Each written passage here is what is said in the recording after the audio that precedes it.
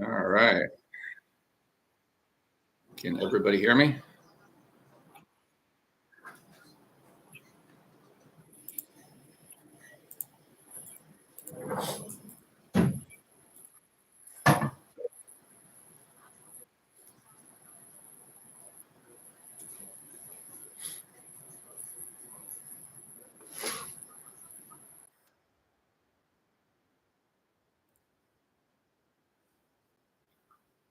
All right. So we got a few people that joined us, look like.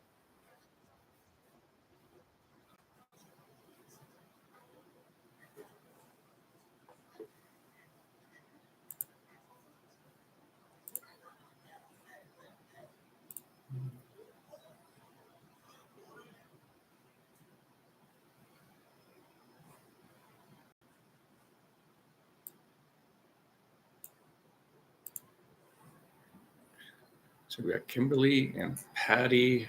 We're just getting everything set up here before we get started.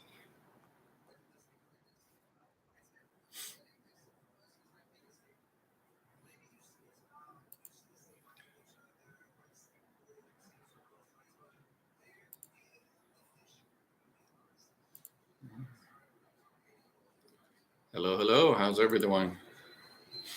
So I've got a lot of comments that unfortunately over the last month or so with the annual enrollment period haven't been able to get to. So I've been helping people out with getting their Medicare plans. A lot of people switching to Medicare supplement plans, the Medigap plan, which is a beautiful thing. We deal with the networks and all that other kind of stuff, dealing with the insurance companies telling you what to do and what you can't do, what the doctor can't do, and all the rest of it. So now that that is semi over, but the there's another enrollment period starting January 1st to March 31st. And that's where you can change your plan one time. So a lot of people, that, got switched into plans that they didn't know about, didn't, were fully aware of all the limitations and everything. There's another opportunity only from January until March 31st to switch. I just did a video on the enrollment periods. There are many, many enrollment periods with Medicare. You've got the annual enrollment period from October 15th to December 7th. You've got another one from January to March 31st. And then there's another one. There's others if you're getting subsidy, which is the extra help from prescription drugs from Social Security. You can switch 4 times a year. There are other special enrollment periods if you move, if there's a natural disaster, and it's amazing what the government determines natural disaster. It snows a little bit in one place or get a little bit of rain in another place, and they consider that a natural disaster. And you can switch your Medicare plan during that time. And there are just so many typical government exceptions to the exceptions to the exceptions. So yes, there's that. All right. Well, I'll be getting paperwork from Aetna soon. Yeah, Kimberly switched to Aetna, and so they should be sending out plan information cards and all that stuff pretty soon. There's a lot of people switching from different plans during the annual enrollment period, so the Aetna might be a tad bit behind in terms of sending out packets, the member ID cards, all the rest of it. But do me a favor, Kimberly, send me a text to my phone, and that way I can reach out to Aetna and just to triple check to make sure nothing was lost in the process. But should be okay. All right, I'm going to kind of go. If you have any questions, make sure you just pop a bump on there. But I'm going to kind of go through some of the questions that we have on YouTube.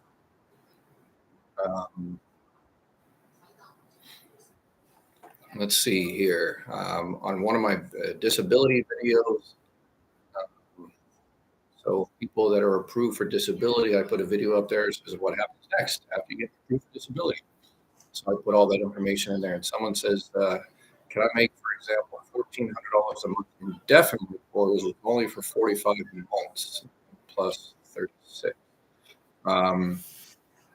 The substantial activity when you're on disability doesn't mean you can't work. So each year it's a little bit different. So when you're on disability, you can work and under $1,400 to $1,500.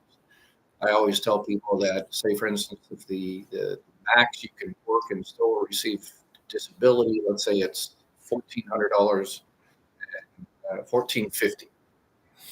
And if you make $1,450 every single month, that's a red flag, because Social Security will have to say, hey, this person is working exactly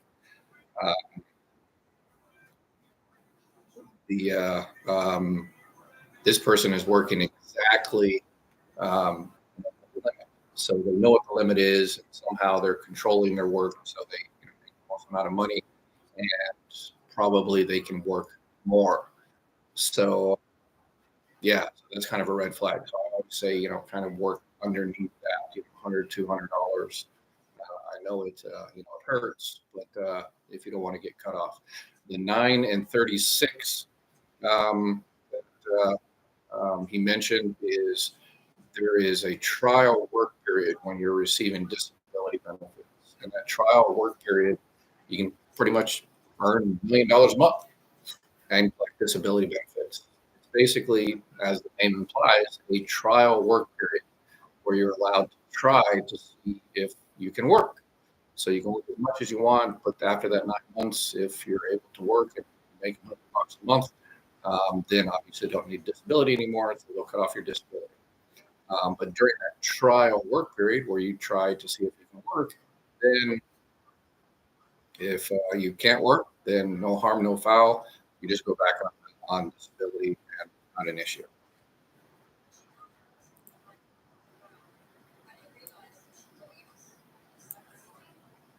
All right.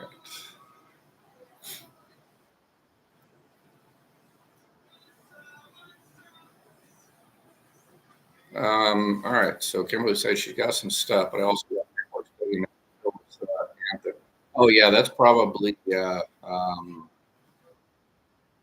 because when you switch from one plan to another, it goes through a whole process. So the previous plan send out the information for the new one for the following year, and the new plan notifies Medicare and confirms it with Medicare, and it takes a little while, then they come back, and then they send the packet. So it's probably just two ships passing in the night type of situation. Where, yeah, so you should be good.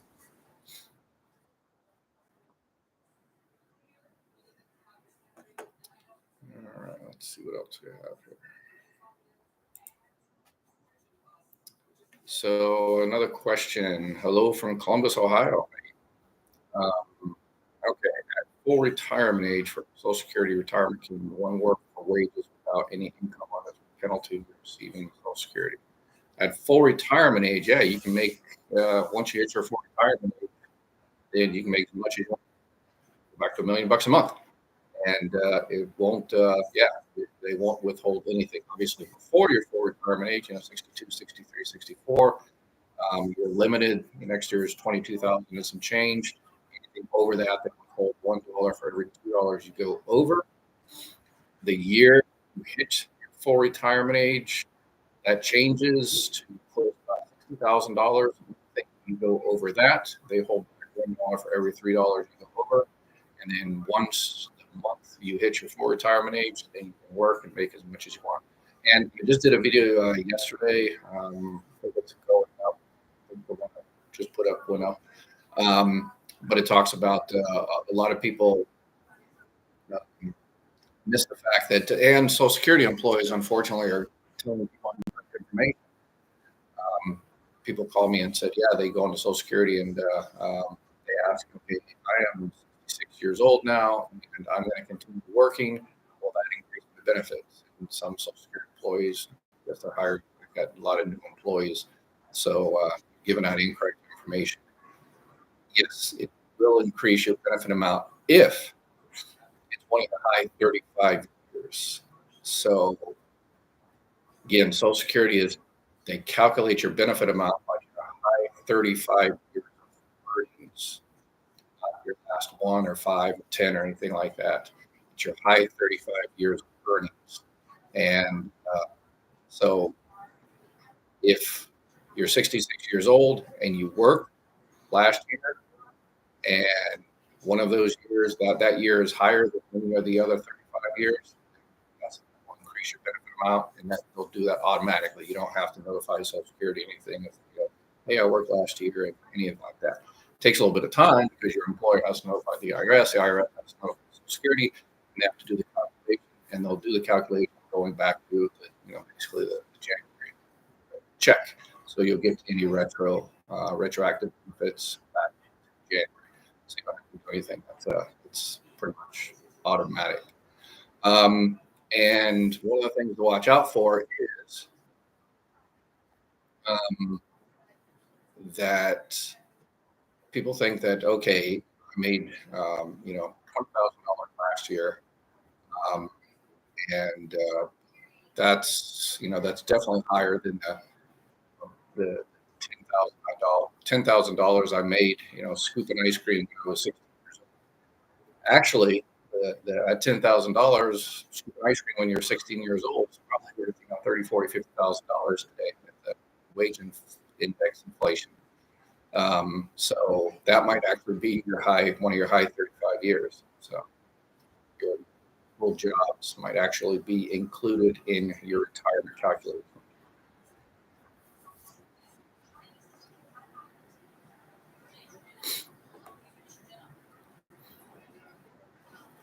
Audio's bad. Let me get let's see here.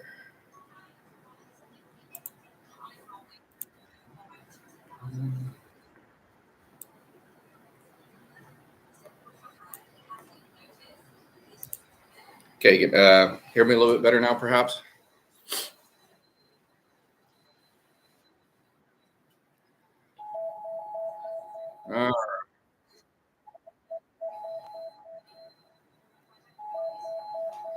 You got the it's kind of windy out there.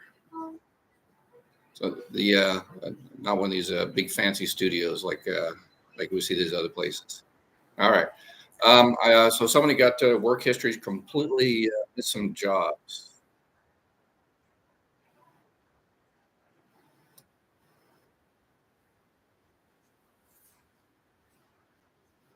All right. So if they've missed your particular jobs of some particular years, then usually there's gaps there.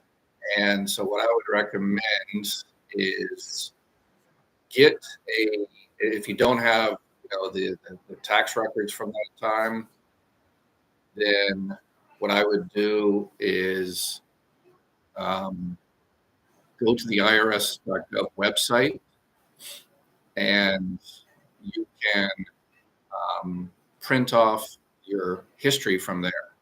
It's pretty easy to do.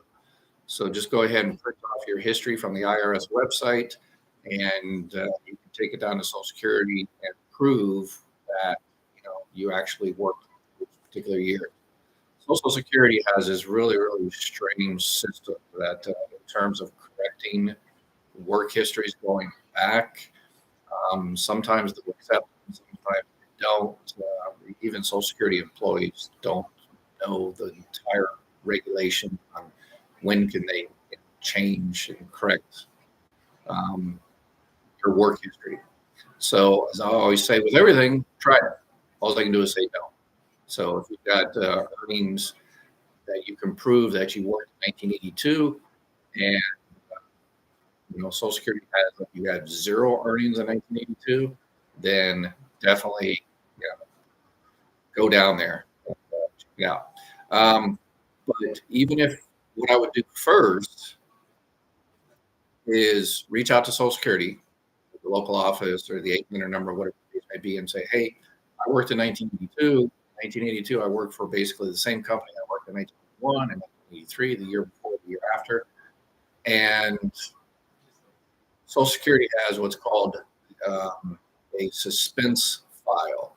And a suspense file is basically a whole bunch of wages, a whole bunch of earnings, probably billions of dollars of the earnings that people pay into the system, but Social Security can't allocate it to whichever place they need to.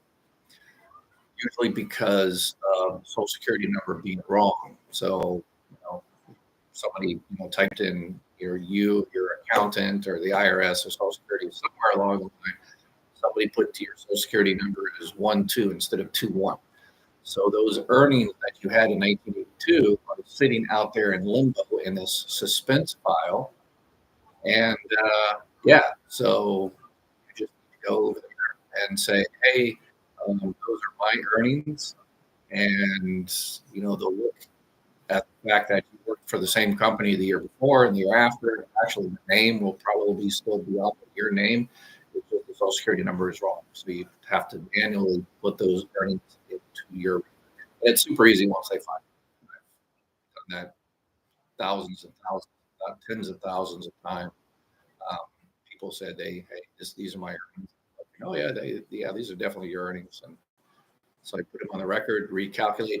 And the great thing about it, if you go down there and find those earnings for 1982 and you've been receiving benefits for 10 years, then Social Security will automatically go back, calculate everything, going back 10 years. So you'll get a nice little chunk of change. You need to get it corrected. So, all right, let's see here. What else? What about stuff on there that's not mine? Then I would definitely. Some people say increase my benefit.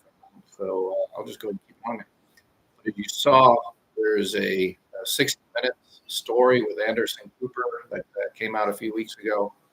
I actually did an unofficial response to it, waiting for Anderson Cooper to see it and make it viral or something, so more people see it and learn how to take care of overpayments. But that's the issue, overpayments. People said, well, someone put a whole bunch of money on my account and it's not mine. I think I'll just shut up because I'll reduce my benefit amount. That's true.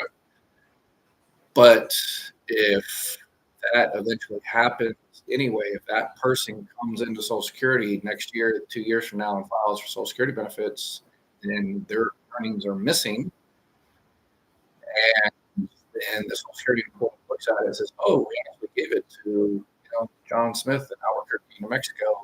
He's been collecting benefits, and so let's go ahead and yank it out of his, and I'll put it on yours, and we'll recalculate yours, and we're also going to recalculate his."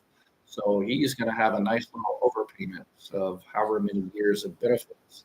So yes, I understand that. It's nice to get that little bump because of incorrect earnings, but Social Security is super, super slow, but they usually catch you in the end, one way or the other. So yeah, it's good to get it correct.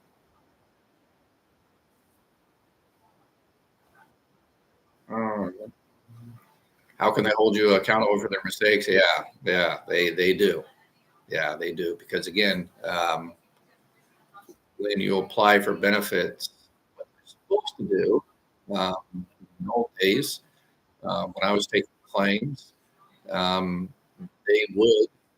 I would print off the person's work history and then slide it across the desk and say, "Hey, look at the work history there. Does this all look correct? Is there anything missing there you don't recognize?"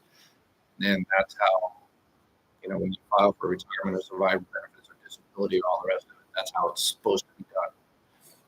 Unfortunately, with everybody doing everything on the internet and over the phone, that's being missed a lot. So I think a lot of people are not going to be receiving benefits because they haven't been checking the earnings record. So always check your earnings record. And again, another problem I've been seeing with all these new employees at Social Security is I tell people all the time, go to Social Security or go ssa.gov, check your earnings record. If you can't get online, so it's very difficult to get online sometimes. You have all these password and challenge questions and everything. And if you can't do that, call the 800 number, go to your local office, whatever the case may be. But the problem is again, all these new Social Security employees, if you go down there and say, hey, I want my work history and all that kind of stuff, they misunderstand what you're asking for. Say, it might be $150. And you're like, what? It's $150 for something I used to get for free every year? Basically, what it is what the charge is I mentioned in the video I just did or I'm about to upload tomorrow. But basically, if people want to work for like a local department, metropolitan police department or something, they have to go down to the Social Security office often and get a work history of all the places they worked at in the last 10 years or 20 years or something.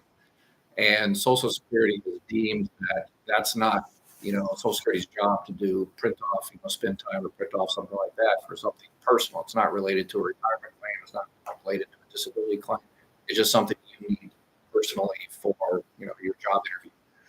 So Social Security has determined that they're going to charge for that to compensate the agency for spending doing that. And for printing off, 1 or 2 sheets of paper, they charge over $100. So it's a pretty, it's almost expensive as printer ink.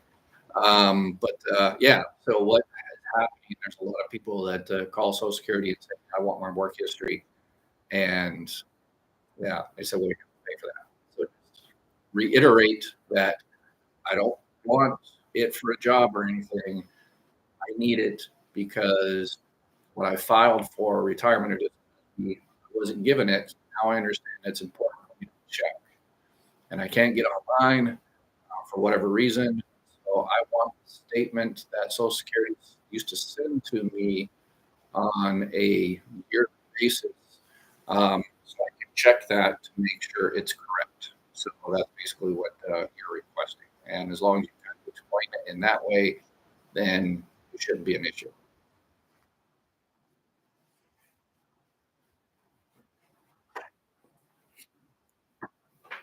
Plug in here. Oh, sorry. All right. What else?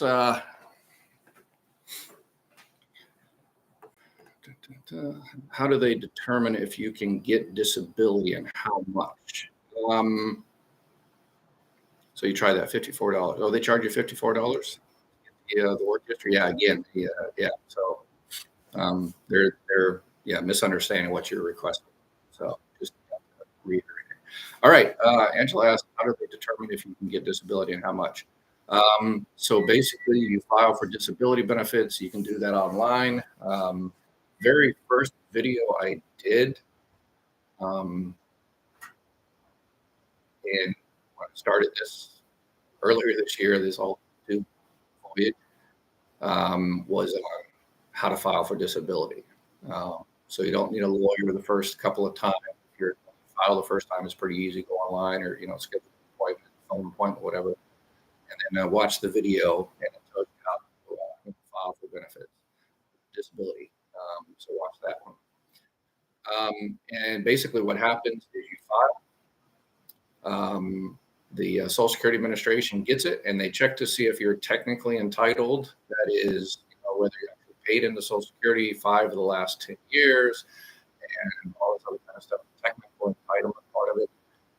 And then once that is okay, they send it to a state agency called the Disability Determination Services, and that's a state agency that Social Security contracts, manages, runs, pays for, and they do the medical determination. So basically, they reach out to your doctors and get all the medical records. You don't have to provide your own medical record. Social Security gets that directly from the doctors, and once they get the medical records, that takes so long. Doctors providing their medical records timely. So once they get the medical records, then they make the determination based on a whole bunch of factors: your disabling condition, your age, in some respects, your ability to do work. Disability is Social Security defines disability as inability to do work, unable to do work because of your disability. So if you're working, then you're not disabled. So once they decide if they decide you're disabled, then they send that back to the Social Security Administration, the office where you filed, and the Social Security Administration essentially kind of sets up the payments, cuts the check, and all that kind of stuff. So that's the process. How much you get is determined on how much you paid into Social Security. It's retirement benefits by 30 years. Obviously, it's not going to be 35 years.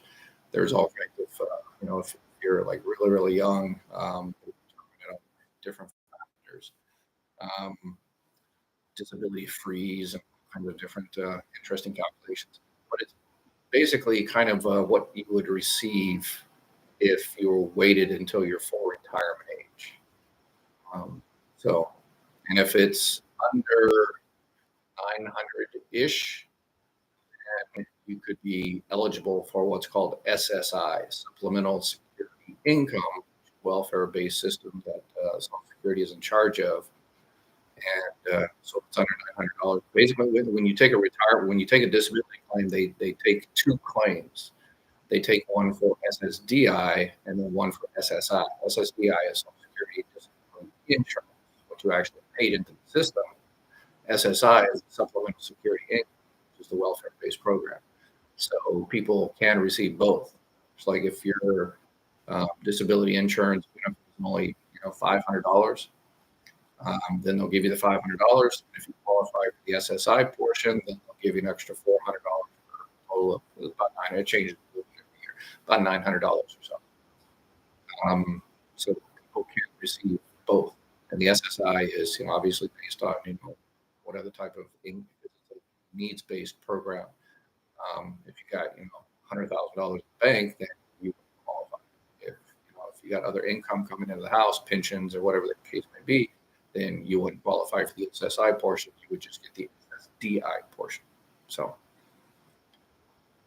let's see what else here. If you want to buy a Plan G, that is a Medicare Supplement Plan G, are you able to find the insurance company that sells it for the least amount? I don't need Plan G yet, but I just want to since you're able to work in all 50 states. Yeah, absolutely. Did a lot during this annual enrollment period, enrolling people in Medigap, Medicare Supplement Plans, Plan G, and Plan N, which is what I love to do, because Medicare Advantage, if the Medigap, if it doesn't fit within your budget, because again, you still have to pay when you get on Medicare. Disability. If you're approved for disability, you get Medicare after being on it for 24 months. So that's a decision. If you get disability and get approved, you'll have to determine what type of Medicare plan you will get to supplement the gaps in original Medicare. And as you've seen from all my videos, I always recommend a Medigap plan, the Medicare supplement, either a Plan G or a Plan N, because you don't have to deal with insurance companies denying you for this, that, or the other. I just had someone reach out to me. I had put them in I think it was a Cigna Plan G, and they were denied for cataracts. And I looked at that doesn't make sense. Medicare Advantage, they can deny for anything they want. But Medicare, Medigap plan, Medicare, if it's covered by Medicare, it's covered, period. Whatever insurance company you choose, if Medicare approves it, then the other company chooses to cover the other 20% automatically. But what it was is, I guess this lady wanted premium surgery, and so they looked on the Medicare website. It says yes, Medicare does cover cataract surgery, traditional cataract surgery with lasers, and so I guess there's a new cataract procedure, a premium one. So I guess it doesn't cover the premium one yet. I actually had cataract surgery when I was, I was in my late 40s. And I guess that's for growing up in Florida and not wearing glasses. And so it messed up my eyes. And when I went in there, the doctor asked me if I brought my pediatrician with me. So yeah. Anyway, stupid joke. All right. Yes. So yeah, I can definitely help you find a plan G, plan N. There are probably dozens in your area, and that's the golden period. So if you're on disability, and you're 50 years old, and there's a lot of states that you can't get a Medigap plan because you're under 65. Some states allow you, other states don't. In terms of that's a bad way to put it. Some states mandate insurance companies to offer Medicare supplement plans to those under 65. Other states don't. And other states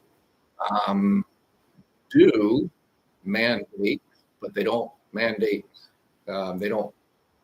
Mandate which one at what price. So there's some states where there's like if you're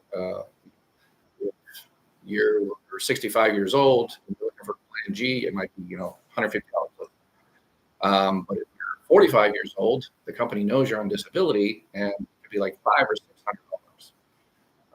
And the trick is, if that's the one you want, you can afford it, get it. But then when you turn 65, you reapply, and nobody can deny you you're at 65. So if you're on disability and you have a Medicare Advantage plan and you're jumping through all the hoops, then wait till you get 65 and then get a plan Weir. And so there's that.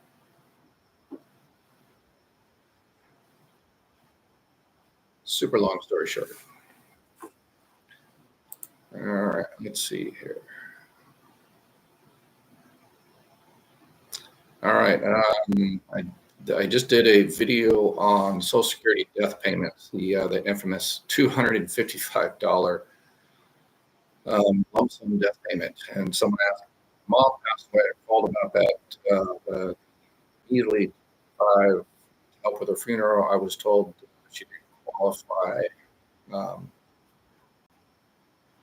That's probably what she meant, is she didn't qualify. So yeah, we used to get that a lot in Social Security, that children come in, adult children would come in and say their parent just passed away, the death certificate and everything.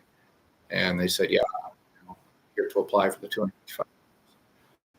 And no, unfortunately, yes, the money goes to burial, but it only goes to the spouse, the current spouse of that person, or the children, if those children are receiving benefits on that parent's record. So if they're under the age of 18 or 19 and receiving benefits based on the parent's disability or retirement, that person passes away, then the children will receive $255 on it. But it's not $255 times 2 3 children. $255 divided by 2 3 children. I've had to do that several times, divide 255 by 3 or 4 children. And that's crazy. So yeah, the adult children do not get that $255. Where does it go? It just stays in the trust fund.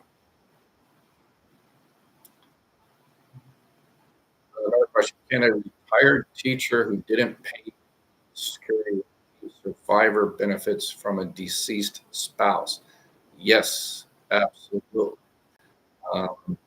You don't have to have paid into Social Security for you to get survivor benefits, unless, I always say there's always exceptions, the exceptions.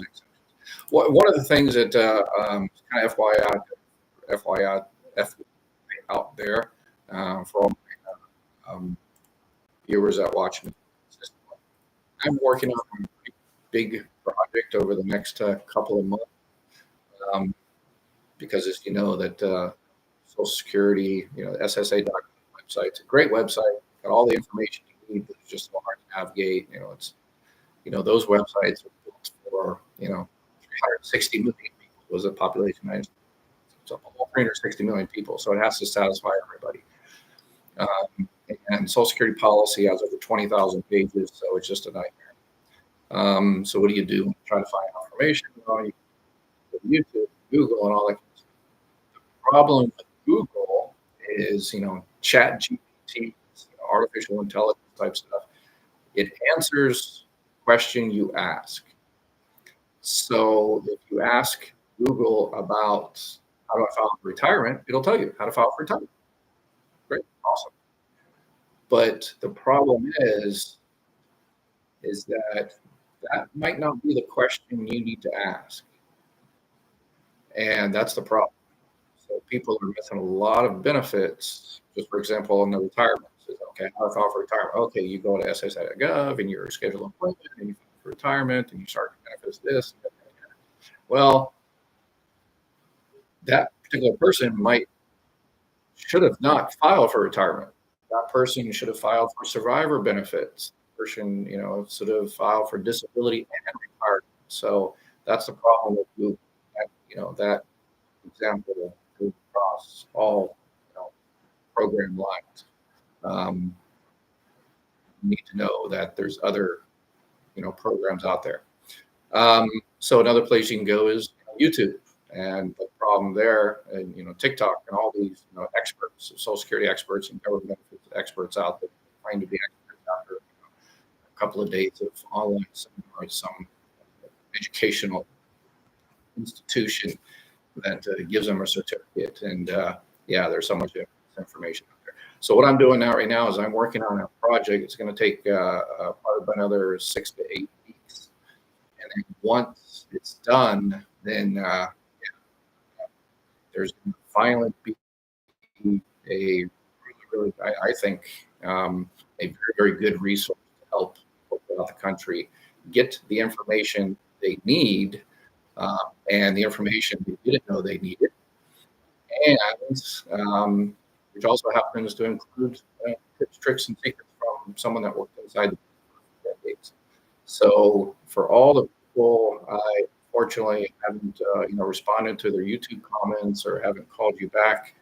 I apologize. I'm working on that project pretty much from morning till night, and it'll take about another 6 to 8 weeks. But once it's done, then I think that'll solve 90-95% of the issues out there. And finally, people have a resource that they can go to that they can make sure they get everything they're entitled to. So please, I apologize. Please bear with me while I get that all set up.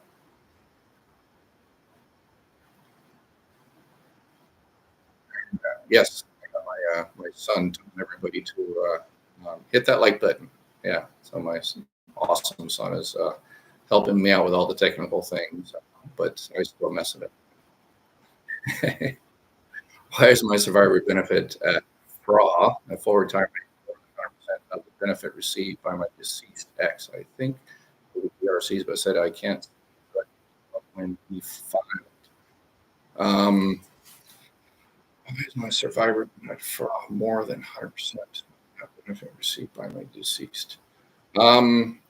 It shouldn't, because when that's one thing that a lot of the Social Security employees don't understand, that get wrong quite often, is that DRCs, delayed retirement credits, you don't get it as a survivor, or excuse me, you don't get it as a spouse.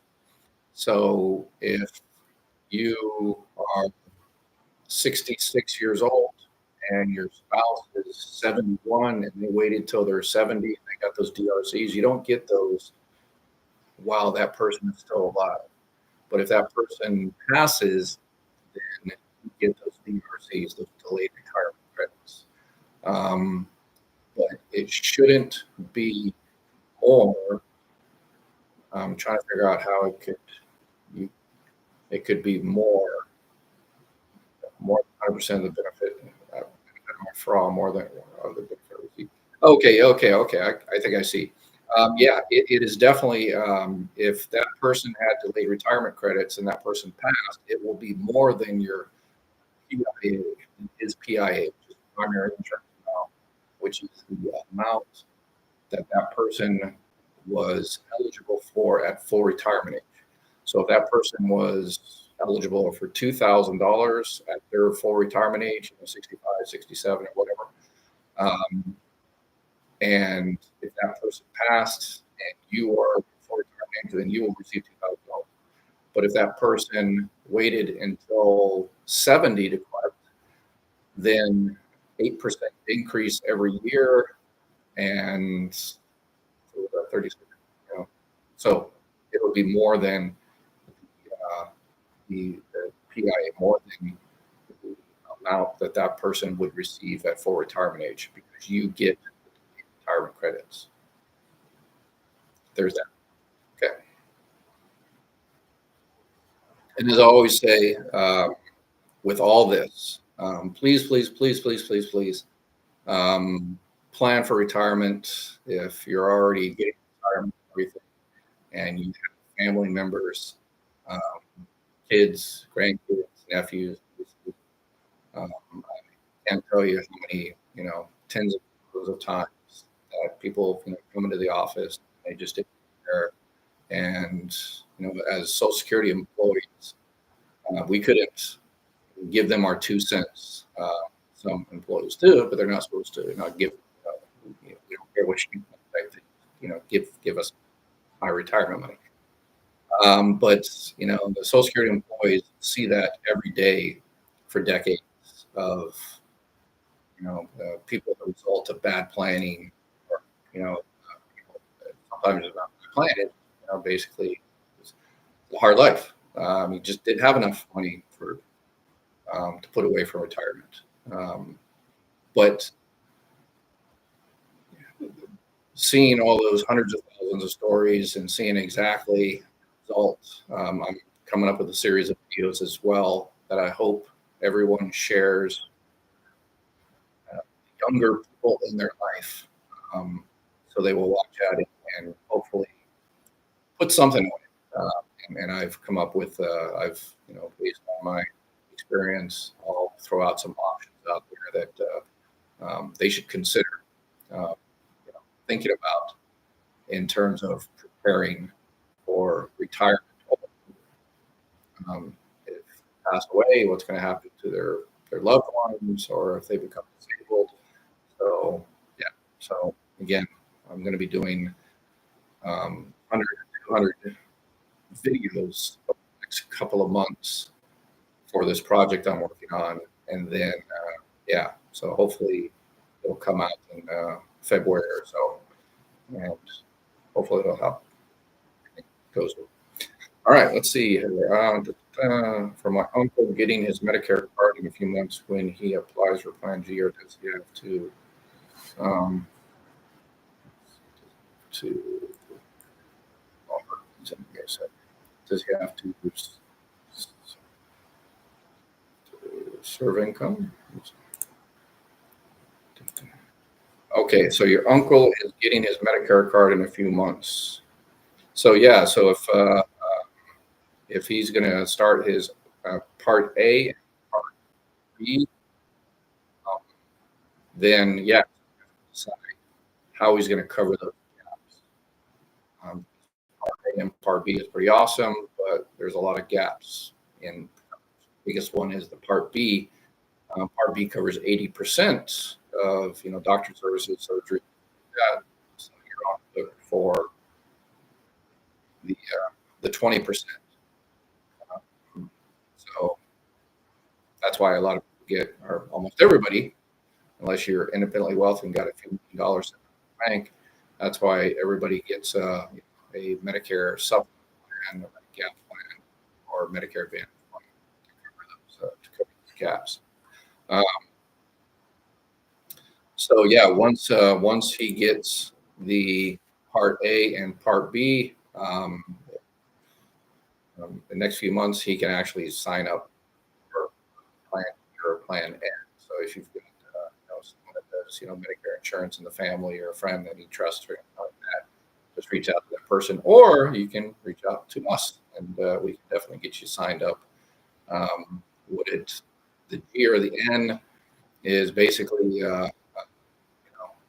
give us he gives us the zip code, whether he smokes or not, tobacco use, and then come up with give him some options of the best companies, lowest prices, his particular area, and give him his options on G or N, tell him what the difference is between the two. And then he also has to get a prescription drug plan. The Medicare team, and there's a company that's offering one for 2024 that's super inexpensive. For the premium itself, the drugs, obviously, shop around for the drugs. Oh, there we go. I didn't see that last word there.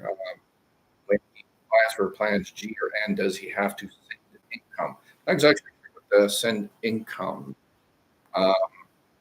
No, yeah, no, it's uh, yeah. For plan G or N, there's no income or anything like that. So that's for for Medicaid.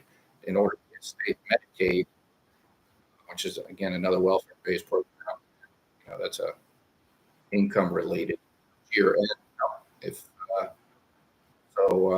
yeah, give us a call. I'd be more happy to help you out.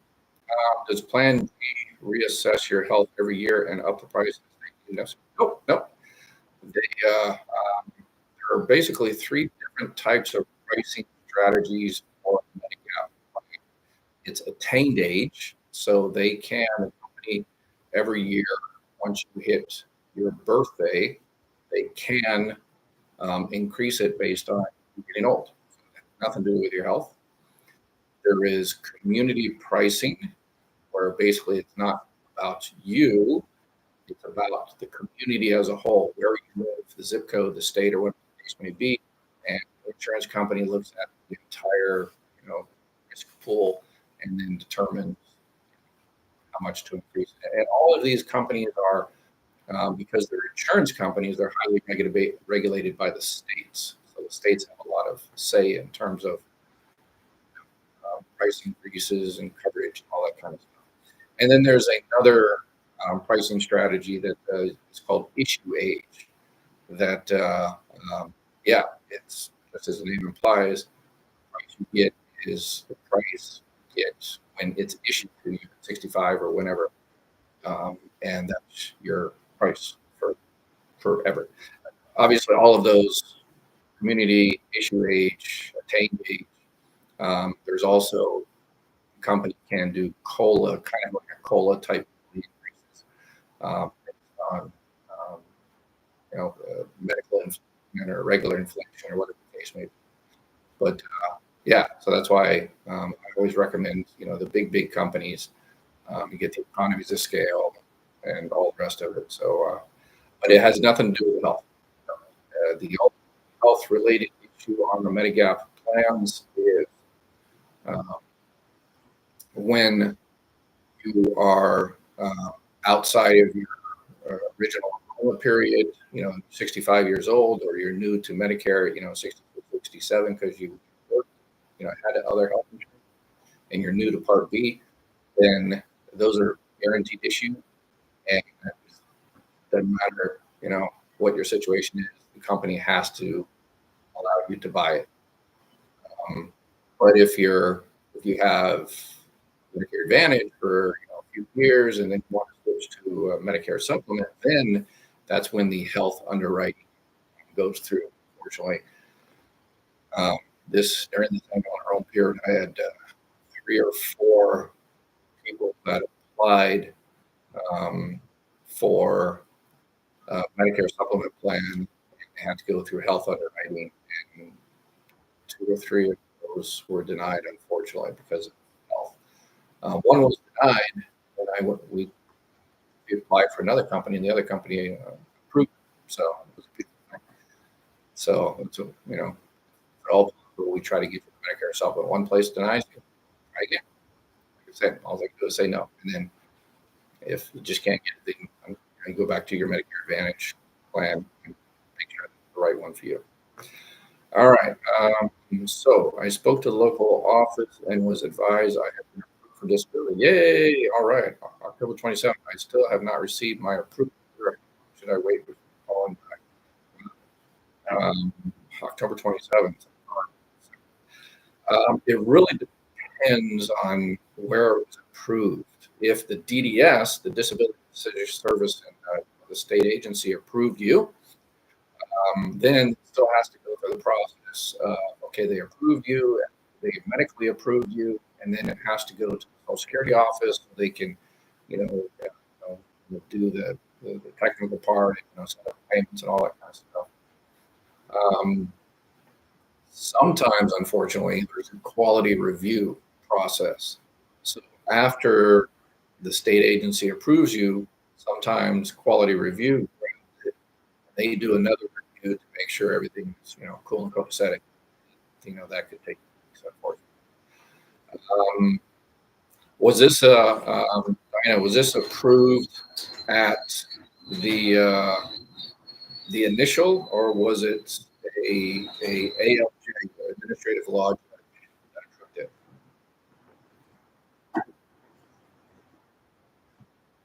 If it's an administrative law judge, if it was approved by the third level, the judge, the hearing level, then then it takes, unfortunately, a while, a month or two, to get your money started. But October 27th, this is 2 months now, so I would definitely reach out to them and say, hey, what's going on? It was a reconsideration. Okay, so that was basically a reconsideration, and she filed one time. It was denied. She did the smart thing and said, I disagree. I want you to reconsider it. So she filled out the 561 and the 3441 and 827, the 3 forms, and sent it back. And the Social Security sent it back to the Disability Decision Service, Determination Service, and someone else looked at the case again, and the other person said, oh, no, the first person made an incorrect decision, and we're going to improve it. So great for you. Good job. Good job. Did you do that yourself, or did you use a lawyer? Don't do it yourself. Save yourself several $1,000, and it's all super easy forms to fill out. The 3 forms to fill out only probably took 30 minutes. Okay, all right, that helped. Okay, so the reconsideration phase, 2 months. I would definitely call them up as soon as see what's going on. Poke them with a sharp stick and say, hey, I want my money. And if it's a reconsideration phase, that probably means you've been waiting over a year. So if you've been waiting over a year, then that means your Medicare is probably going to be starting here in 2024. So that's a beautiful thing. I don't understand that. That's one of the Social Security policies. One of the millions of Social Security policies. You have to take Social Security, the government, Congress, politicians, whatever, know you're disabled. They just approve you for disability. So you can't work, and work in America, health insurance in America is tied to work. This is the Affordable Care Act and everything. But you can't get Medicare for the first 24 months. And people that are on disability kind of need, they're on health, they have health issues, right? So people on disability kind of sort of need health insurance. But but for some reason, you don't get it for 24 months. But anyway, that's just me. Okay, so she's been waiting for over a year and contact them. Perfect, awesome. Yes, definitely give them. Yeah, because you definitely don't want to wait till. I wonder what the because of the holidays and everything, they usually have. I wonder if there's gonna be it's probably difficult to get through today because tomorrow, because a lot of federal employees are probably taking vacation leave, and that was always nightmare when I was a manager and I ran the office. I had like 100 employees. Everybody wanted to take off during Christmas and New Year's and stuff, but we could only let X amount of people go because we still need to help people answer the phones and all the rest of the stuff. So. Oh, I did. Kimberly went to the federal appellate court. Wow, that's wow. I didn't know that, Kimberly. Yeah, I talked. But yeah. So what she means is she filed initial. It was denied after 3, 6, 7 months. She filed a reconsideration, and then she filed. That was denied, and then she went to the judge, administrative law judge, and that usually takes a year or two to see the judge. And she was denied there. And then she went to the appeals council of Falls Church, Virginia. And the Falls appeals council basically sees whether the ALJ made the right decision. And then so she was denied there. And then the next is file essentially a suit in the district court. So, wow, that just started that, in 1936, and the year after, well, I didn't have disability in 1936, but wow, that had to take, how many years did that take, Kimberly? It was, what, 4, 5, 6 years? That had to take forever. That's, wow.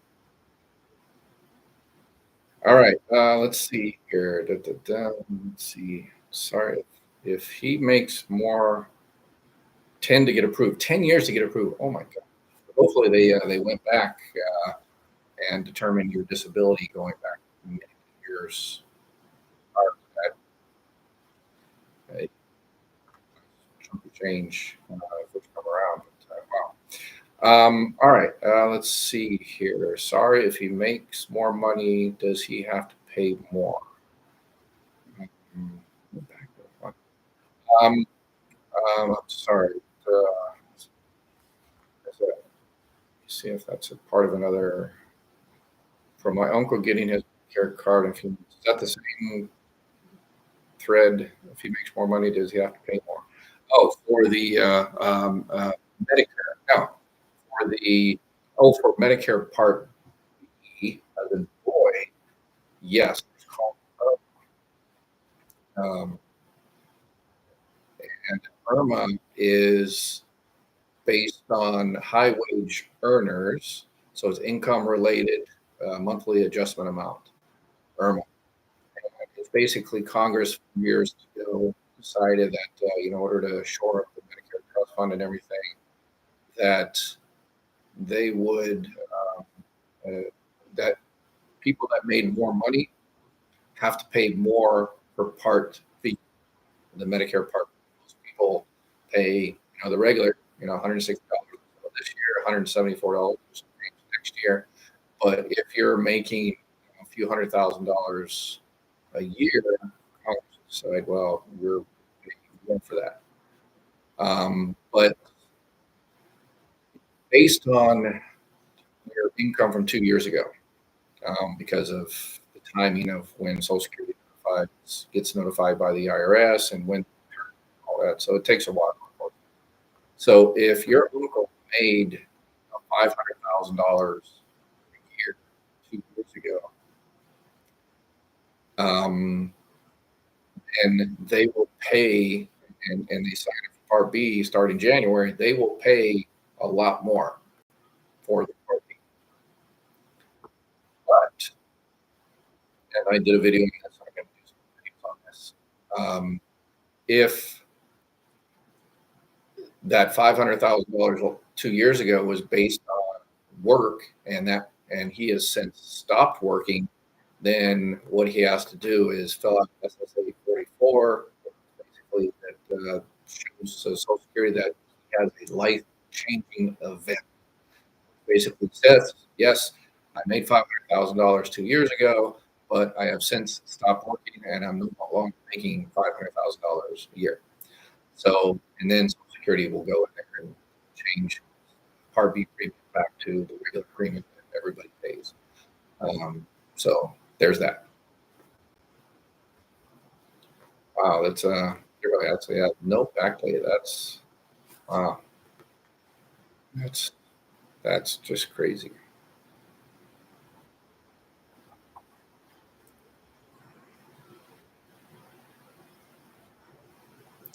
All right. Someone asked, "What is the cost for your personal consultation?" Zero, zero. We don't charge anything. You never have to pay us anything. All of this, again, as you probably know, that we also help people with, again, Medicare plans, Medicare Advantage, Medicare supplements, and burial insurance, life insurance, all kinds of different stuff. And then why we do all that is because all of those supplement the other government programs. Plus insurance, then insurance companies, pay us to enroll people, and that's the money we use to do the website, all this other kind of stuff. So, if you're already going to sign up for that, any of those programs yourself, and you don't have someone that in your family or next door neighbor that can help you, please let us help you. And that way, billing your insurance company with a couple of bucks, and we'll put it back into this, and maybe even afford a better audio system than it's I, I don't think it's the audio system. It's just as we say in the Marine Corps, it's the dope on the weapon. It's not the settings of the weapon. We used to call the settings on a M16 the dope. Um, the front sight, the rear sight aperture, how do you set it up to get the best target, everything. But that's what we call the dope. But the joke in the Marine Corps was it's not the dope on the weapon, it's the dope behind the weapon that can't hit the target. So yeah, in this case, it's not the audio system; it's the dope behind the audio system that can't work very well. So anyway, in the Marine Corps, I always got best. I always get rifle expert, which is the highest you can get all 8 years. For some reason, I was good at yeah. So there's that. Would have changed my quality of life. Careful what lawyer, please. Yeah, pick one of the two. They destroy my case. Yeah, that's another thing I'm going to get into. Part of the project I'm working on is a lot of people reach out to me and want a disability to a lawyer, and I always recommend the first two stages no. Third stage, yes, I would recommend getting a lawyer for the third stage. And ones you see on TV, the national ones, I wouldn't really recommend. It's too many claims, and we're the third busiest office in the country, so we've got I've seen thousands of tens of thousands of disability claims from lawyers, and I kind of know which one's a good job and which one's just kind of called in. And yeah, so that's going to be part of the project that we do as well. So if you're looking for a lawyer, again, we'll tell you whether you need it or not, or if I can give you a recommendation based on our experience. And then number two is okay, lawyer in your particular area in Topeka, Kansas, or Sarasota, Florida, wherever you are. We'll give you one or two recommendations of ones that do a good job. So it's one of the projects that we're going to be working on as well, since so many people ask.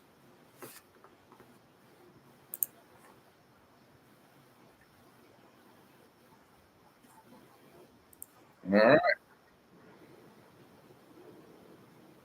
Yeah, that's the Kimberly says, I wish I knew. Yes, that's the over the last year I've been doing this. That is the most frequent comment I get. Wish I'd known that last year. I wish I'd known that 10 years ago. I wish somebody had told me that before I filed. I wish somebody had told me that 6 years, 10 years ago. So, but the problem is it's we've got so many people, hundreds, thousands of people reaching out every week that unfortunately can't return everybody's call and get to everybody. And so that's why I'm working on this project to hopefully solve that those issues. Um, people get the information. If you know what you know, and you don't know what you don't know. That's it's a problem with Google and all that, and the other people out there giving one size fits all advice.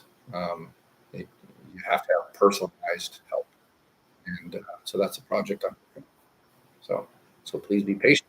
Hopefully in February we'll roll it out and make sure you share it with all your friends, and it'll be a ongoing work in progress because the regulations, Social Security regulations, and policies will change all the time. I'm waiting to see what happens with the Anderson Cooper thing. So Anderson Cooper did that thing on 60 Minutes. So if you haven't watched it, go to 60 Minutes, watch that about overpayments. And people have overpayments, and they reported everything correctly, but Social Security said, well, we understand that you reported it wasn't your fault, but you can repay it. So give us $50,000. Cut us a check right now. And the 2 or 3 stories that Anderson Cooper covered, they reached out to Social Security, and Social Security deleted those overpayments from people. So the video I did is Anderson Cooper can't save everybody. But there's a lot of people that have overpayments that should get those addressed. It's a case-by-case situation.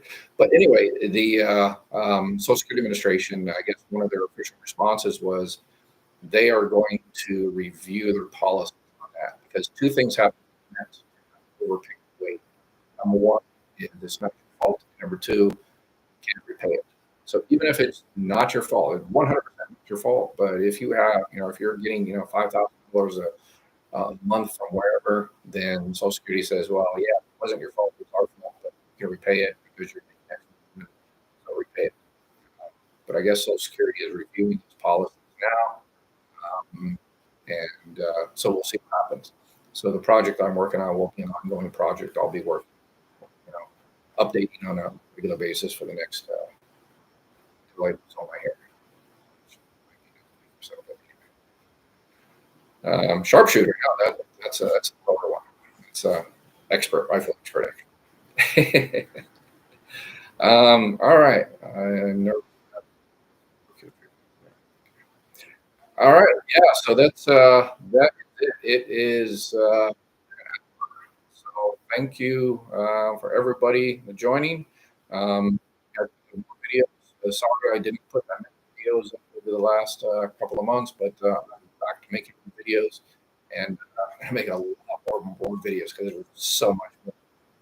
So please make sure you share with your friends, family, and the waitress down at your local diner that probably is struggling and needs help. And so all of videos we do are for people that need assistance and need to learn how to navigate the bureaucracy. So, keep on keeping on, and might even get the audio system working better next time.